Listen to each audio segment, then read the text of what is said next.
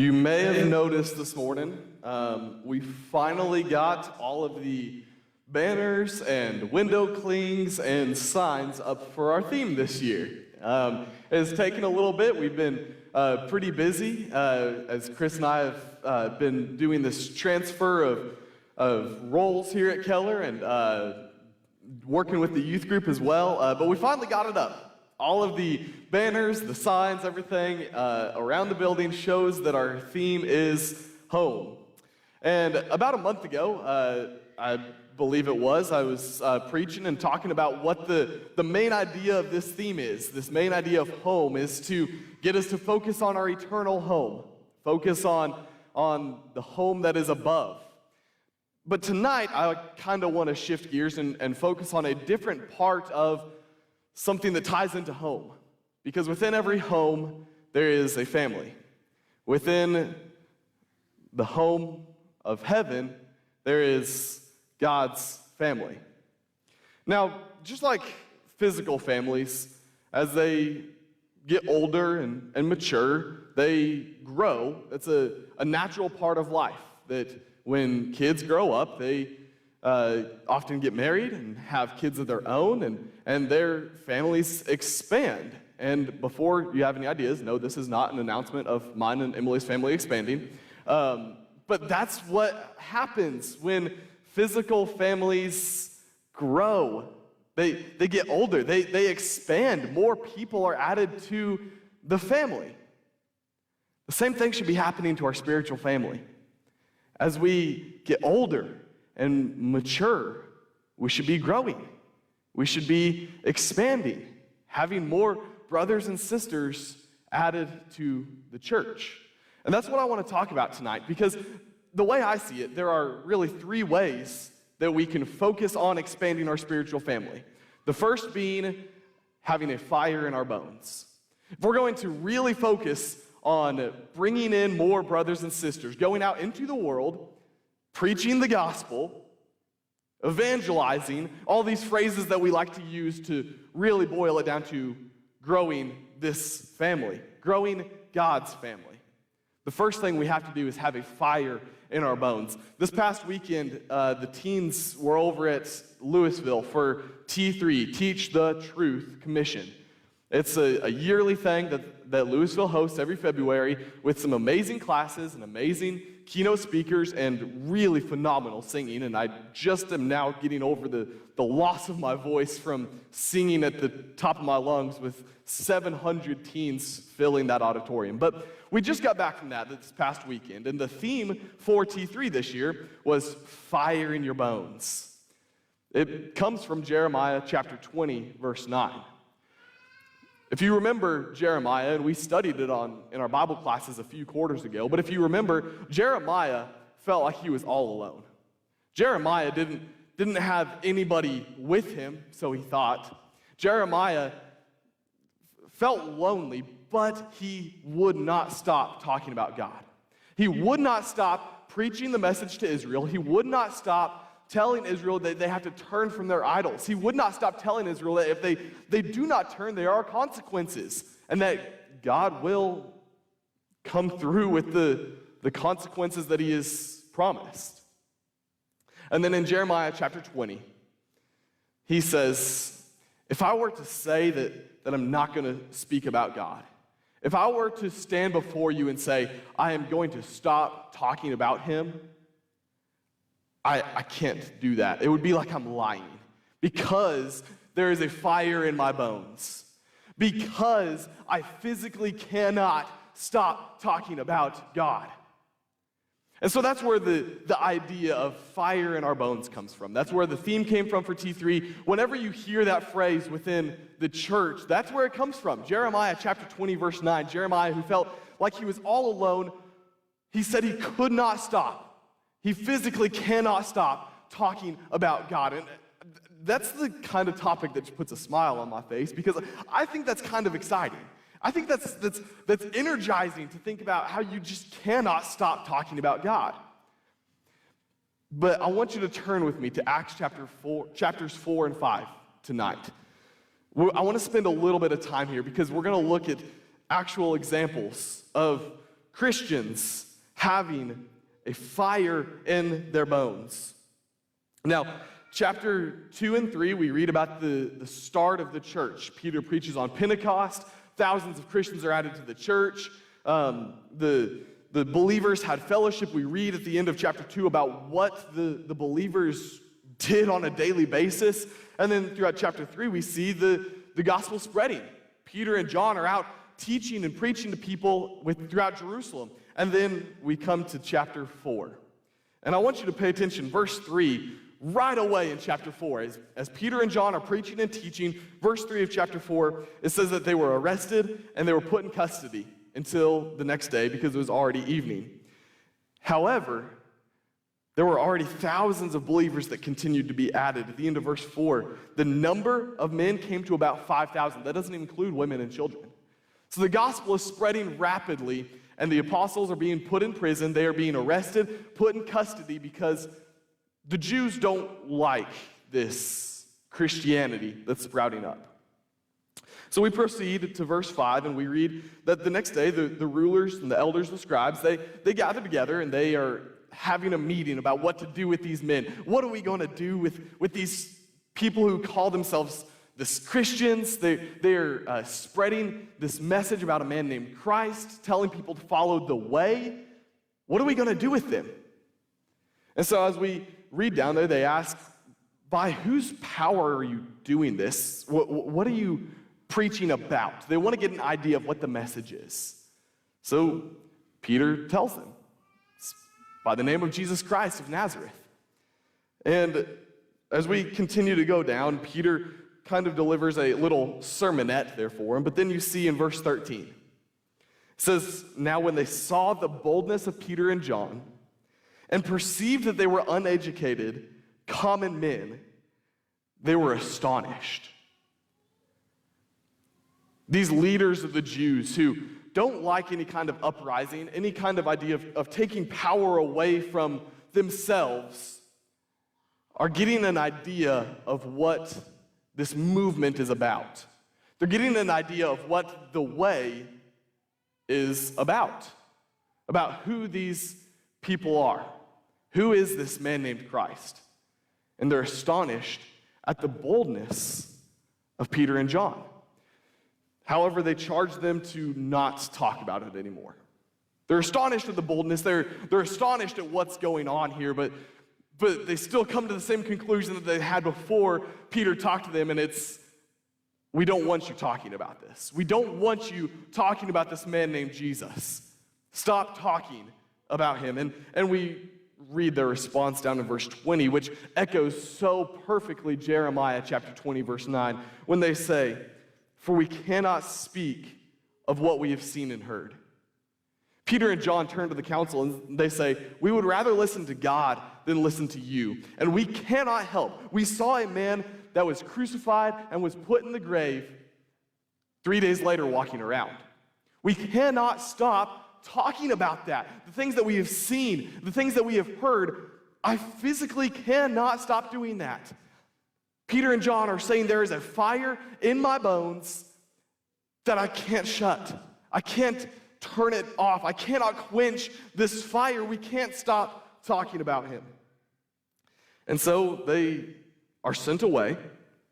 And when they had further threatened them in verse 21, they let them go, finding no way to punish them. I find it interesting, though, in verse 23 and following, the first place that Peter and John go are to the other believers. It says in verse 22 that in verse 23 that they went to their friends and told them about everything that had happened with the chief priests and with the elders.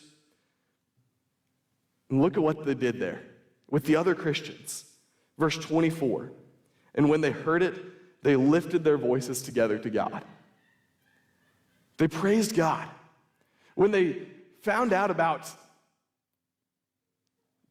the efforts to shut down Christianity, when they found out about the pushback that they're getting from the leadership of the Jews, they praised God.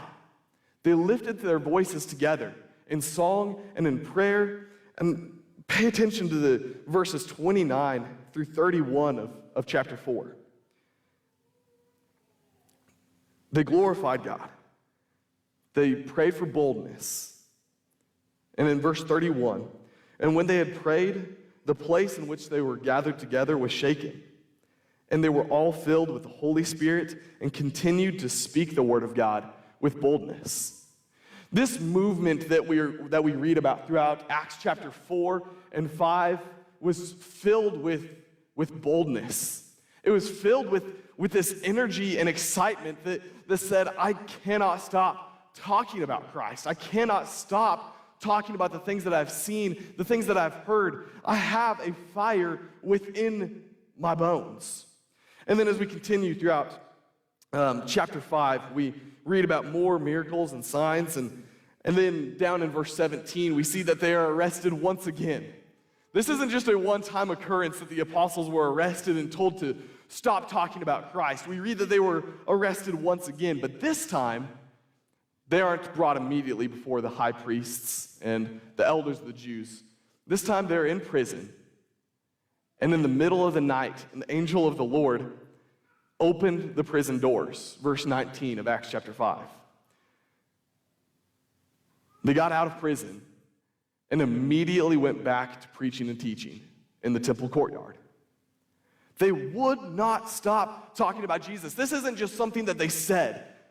This isn't just something that they were trying to energize other Christians with, saying, we're not going to stop talking about Jesus. Yay, rah, rah, this is exciting. They backed up what they were saying with their actions. Immediately when they got out of prison, they're seen in the temple courtyards the very next day preaching and teaching about Christ. That fire in their bones is not just words that spill off their tongue. That fire was real.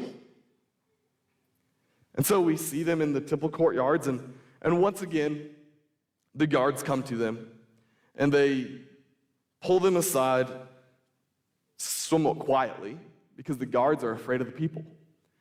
This crowd of people had gathered around the apostles so much to the point where the guards didn't even want to go in there and put handcuffs on them. They didn't want to go in and arrest them right away because they were scared of the people. And so they asked the apostles to come with them quietly. And they were brought back to the high priests and to the elders. And we're told once again to stop talking about Christ.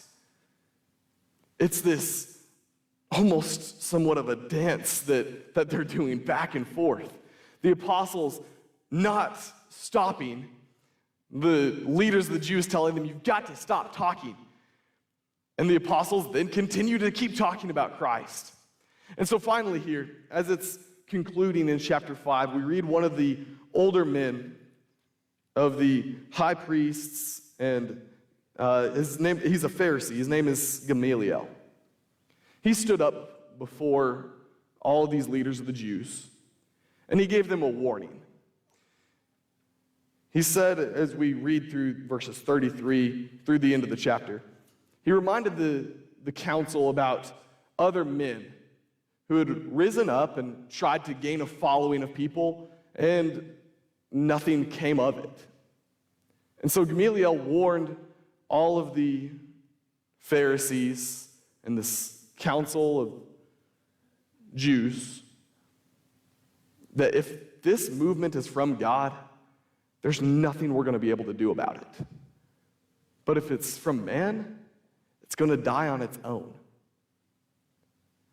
That little sermonette by Gamaliel there, it rings so true today. Don't we see movements rising up all the time? And then it seems like a year goes by and we're like, whatever happened to that movement of people? If it's from man, it's going to die out. But if it's from God, there's nothing we can do to stop it. And we see 2,000 years later, there is the world filled with bodies of believers much like us, praising God, taking time to set aside their lives and give glory to God. This movement that the Jews were so set on putting a stop to was clearly from God. And so at the end of that little speech by Gamaliel, we read in verse 40 through 41 and 42 of chapter 5 that they brought the apostles back in. They beat them and charged them once again not to speak in the name of Christ. But check out verse 41. Then they left the presence of the council, rejoicing that they were counted worthy to suffer dishonor for the name. I don't know if there is a better way to describe a fire in your bones than by being flogged, by being beaten, having the skin tore off your back, and say, yes, thank you. I am so glad I got to rejoice. I'm so glad I got to suffer for the sake of Christ. That is the kind of fire in your bones that isn't just words spilling off your tongue, but is backed up by action. If we're going to expand God's family, we've got to have a fire in our bones. We have to understand, though, that fire, number one, it comes from God. Just as the apostles, Peter and John, said, we would rather listen to God than to you. We know what God has told us. This message, this gospel, this good news, that's what lights the fire. And number two, it comes from God's family. Your brothers and sisters sitting next to you. That's who stokes the fire. That's who keeps it going. Just as Peter and John, when they got out of prison, where was the first place they went? To the other believers, so they could lift their voices to God and glorify Him. We've got to have this fire driving us to go into the world, but understand where it comes from. The second thing that we must have if we're going to expand God's family is a confidence in our mind. There's a song that my parents sang with me quite often when I was growing up. It's called I've Got Confidence. Pretty self-explanatory of what the song is. But as it goes along, it's a simple child song singing about I've got confidence no matter what the problem is. I've got confidence because I know my Lord is going to see me through. And those aren't the exact words, and I don't want to sing it for you tonight. But that's the point of the song, is that I've got confidence because I know my Lord is with me. And even from a very young age, I remember this song. There are little kids who know that they have confidence because of God. When I think about this reassuring, self-assuring, I've got confidence, there are many adults who need that reassurance as well. This reminder that the Lord is on your side. It makes me think about a few different worldly examples, the first being athletes. As I've mentioned before, and will probably mention again, I played baseball growing up. And one of the things that I was always encouraged to do by my coaches, and one of the things that athletes still do today in the professional world is visualize the game before they get there. Visualize certain scenarios. Think through, if I'm at third base and the ball's hit to me with the runner on first and second, what am I going to do? What's the situation look like? Or a quarterback, if he reads a certain kind of defense, who am I going to throw the ball to? It's a matter of seeing a situation before you get in said situation. And I got to tell you all a little story. When I was, I believe it was my junior year, playing baseball, I was on third base. So the last inning, we're up by 1 run, and there's no outs with a runner on first and second. So that's the stage there. And it's not looking good. If you got 2 runners on, you're only up by 1 run with 0 outs, it's not looking great for your team. However, as I was trained to do, before each pitch, I think, okay, if the ball comes to me, what am I going to do with it? And lo and behold, the ball came to me. And so, as I had visualized ahead of time, I knew with a runner on first base and a runner on second base, me playing at third base, if the ball comes to me, I just have to step on third base, throw it to second, and the second baseman will throw it to first, and we get a triple play. And that's exactly what happened. I visualized what's going to happen. I prepared myself to see what was going to happen. And it came true. We could do this in every part of life, though. It doesn't just apply to athletics and sports. This is a process that happens in all sorts of life. Another process that happens in all sorts of life is the reassurance of, I've got confidence, just as we talked about with the little kids. Warren Buffett is one of the wealthiest men in the world. And he is renowned for his optimism. He has said on numerous occasions that it's not his success that has led to his optimism, but it's his optimism that led to his success. We've got to be reminding ourselves that God's all we have to fear. What do we have to shy away from? Because if we don't have confidence to go into the world, if we don't have confidence to share the message, to share the gospel of Christ, then what can we have confidence in? One of the things that I think keeps people from having full confidence to share the gospel is the lack of really knowing what their skills are. Not really knowing where you are talented, what your abilities are. There's a couple of guys that do a seminar called Bring, Teach, Keep, and I believe in years past we've had a seminar here at Keller with that, but I want to remind you of what that idea is tonight. You see, there's three different types of people within every congregation. There's the bringers, the teachers, and the keepers. The bringers, those are the folks that want to go into the world and tell everyone, you've got to come hear this message with me. But guess what? The bringers, you don't necessarily have to teach. If your ability is to simply bring people in, then that is your talent. Use that talent. The teachers are the ones who actually open their Bibles, lay out the gospel of Christ, lay out the message, and say, it's not me saying it, it's the Bible saying it. That's the teachers. And then the keepers, those are your encouragers. Those are the folks that you really want to see because they've always got a smile on their face. Those are the folks that keep the family together. But what happens is sometimes we have keepers trying to be bringers, we have bringers trying to be teachers, and we have teachers trying to be keepers, and then everybody turns around and says, I don't know enough to evangelize. I don't know how to go out. I don't know what to study with someone. I don't know how to encourage people and secure the saved, if you will.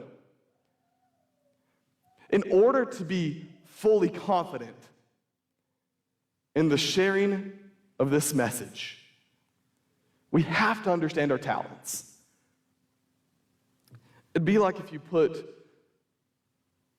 an accountant in the medical field, put a doctor in a courtroom, and put a lawyer behind a desk trying to do taxes. For some reason, we've gotten used to the idea of that being okay and that working with a great system, and we completely forget that we're all unique, and we all have our talents, and we should be using our talents to glorify God and to grow His family. Real quick before we move off of this point of confidence, I want to remind you once again that just like that fire in your bones, the number one source is God, and the number two source is your brothers and sisters sitting next to you. In Isaiah chapter 43, verses 1 through 3, it's a song that we sing, Do Not Fear, for I am the Lord your God. Talks about when you pass through the waters, I'll be with you. When you pass through the fire, you will not be burned, because God is with you. The number one source of our confidence is God, because He's always with us, no matter where we go. He's present. And the number 2 source of your confidence has got to be your brothers and sisters. Has got to be this family right here. If you want to write down those verses, we don't have time to talk about them tonight, but Acts chapter 4, verses 36, Acts 9, 27, and Acts 11, 19 through 26, we read about Barnabas. Now, Barnabas, as you know, means the son of encouragement. Barnabas was an all-star encourager. He was the best. We read in Acts chapter 4 that Barnabas went to, that's where we're first introduced to Barnabas, In Acts chapter 9, that's where we read he went to the brothers in Antioch. In Acts chapter 11, that's where we read he went to the brothers. He went to people. He didn't wait for people to come to him, but instead he went to people to encourage them. That kind of encouragement is what gives your brothers and sisters the confidence to spread the gospel. And the last thing is you got to have love in your heart. You got to have fire in your bones, confidence in your mind, but most of all, and don't miss this point, you have to have love in your heart. There's an illustration that's often told from pulpits across America about this man named Penn Jillette. He is a well-known atheist, and he actually has a TV show called Penn and Teller, where he's a magician and tries to figure out other magicians' acts. But this man, Penn Jillette, is not shy about his atheistic beliefs. He will talk about that, how he does not believe there is a God. Well, there's a story told about him where a Christian went to one of his magic shows. And this Christian, fully knowing Mr. Gillette's beliefs, still decided to walk up to him and hand him a Bible. And he went up to him and said, I understand that you're an atheist. I understand that you have no belief in God whatsoever, but I still want to share with you the good news. And so he handed Mr. Penn Jillette this Bible. And later, as he was doing an interview, Mr. Jillette was talking about this Christian that gave him a Bible, and he said that, of course, I'm probably not going to read it, but he really respects this Christian for sharing his faith. And he said that he actually doesn't have any respect for someone who does not share their faith. Because if you are fully confident, you are 100% convinced that there is something after this life, if you are 100% convinced of that fact that there is a heaven, and you are 100% convinced of the way to get there, but you don't share your faith, how much do you have to hate someone to not share that? And that's the quote from Mr. Jillette, and he went on to say that for him personally, that if he saw someone trying to cross the road and tripped, and there was an oncoming truck, he would do everything in his power to get that person out of the way of the truck. He's comparing that to our faith and our walk of life. We all know someone who has tripped and fallen down on the road with a truck bearing down on them. What are we going to do about it? The reason we have to have love in our hearts is because it's not just a matter of seeing people all around us. It's a matter of seeing souls. The best example that I can think of is the Good Samaritan. Luke chapter 10, we read about the Good Samaritan. And Jesus tells this story about a man who was traveling down this road and was beaten up, and he was left for dead. And along came a priest, and he passed on by. Along came a Levite, and he passed on by. And then along came a Samaritan. And Jesus' audience was a Jewish audience, and so when the Samaritan came along, of course, they're thinking, the bad guy, there's no way he's going to be the hero of this story. And lo and behold, the hero of the story was the Samaritan. And now we have the phrase, the Good Samaritan, that's popular throughout the nation. But it was the Samaritan who didn't just see a person. He saw a soul. He saw a soul in need. This story of the Good Samaritan gets even more eye-opening when you read the context of the passage. See, it's in Luke chapter 10 that Jesus tells this parable of the Good Samaritan, but it's in Luke chapter 9 when Jesus is going through teaching and preaching, and in verse 51 through 56, he comes upon a Samaritan village. And this Samaritan village rejects Christ. They don't want anything to do with Jesus. And then one chapter later, Christ turns around and says, that's the guy that loved his neighbor. That's the love I'm talking about. In John chapter 13, we read about Christ giving a new command to the apostles, that they should love one another just as he had loved them. At the beginning of that chapter, we read about Jesus washing the disciples' feet. And he says, just as I have loved you, just as I have displayed this love for you, as he washed their feet, so you should love one another. Jesus says, just as I have become a servant, so you should become a servant. Just as I have humbled myself, so you should humble yourself. This is what love means. To take any selfish attitude out of it. To take any of your own personality out of it. And just love the soul. That's what it means to truly have love in your heart. If we're going to expand God's family,